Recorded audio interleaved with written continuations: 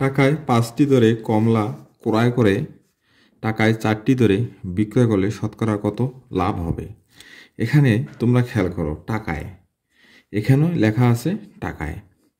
এখন এখানে যদি 100 টাকা লেখা থাকতো কোনো সমস্যা ছিল না, 100 টাকায় 5টি কমলা ক্রয় করে, আবার 100 টাকায় 4টি, একই কিন্তু নিয়ম, ঠিক আছে। এখন এই টাইপের অঙ্কে আবার যদি লেখা থাকে যে শতকরা কত লাভ হবে, আমরা নিশ্চিত যে এই অঙ্কটাতে কি লাভ হচ্ছে, মানে আমরা 100% নিশ্চিত যে এই অঙ্কে আমাদের লাভ হচ্ছে, তখন আমরা এই টাইপের অঙ্কগুলোকে আমরা এভাবে করব। তাহলে চিন্তা করো যে যদি আমাদের লাভ হচ্ছে, তাহলে আমাদের এই ছোট সংখ্যাটাকে ধরবো ক্রয় মূল্য এবং বড় সংখ্যাটা ধরবো বিক্রয় মূল্য। কি করব? এই ছোট সংখ্যাটাকে ধরবো ক্রয় মূল্য, বড় সংখ্যাটা ধরবো বিক্রয় মূল্য। তাহলে আমরা লিখতে পারি এখন বিক্রয় মূল্য, আমরা ধরি লিখি, ঠিক আছে, এটা লিখলে সমস্যা নাই, ধরি বিক্রয় মূল্য 5 টাকা, ক্রয় মূল্য কত টাকা?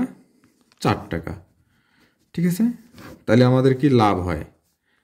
তাহলে লাভ হয় কত টাকায়? 1 টাকা। এখন তোমরা খেয়াল করো যে কোনো কিছু লাভ ক্ষতি নির্ণয় করতে হলে আমাদেরকে ক্রয় মূল্যের উপর করতে হয়। তাহলে আমাদের এখন ক্রয় মূল্য কত ছিল? এখন আমাদের ক্রয় মূল্য ছিল 4 টাকা। তাহলে আমরা লিখতে পারি 4 টাকায় লাভ হয় কয় টাকা? 1 টাকা। 1 টাকায় লাভ হয় কম হলে ভাগ, উপরে 1 নিচে 4।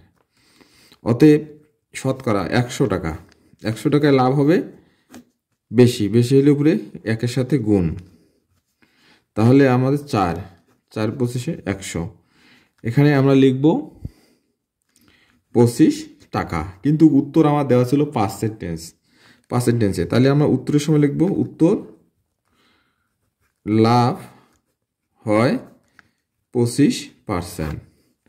অঙ্ক না বুঝতে পারলে আমার এই ধরনের আরও অনেক অঙ্ক আছে, তোমরা দেখতে পারো।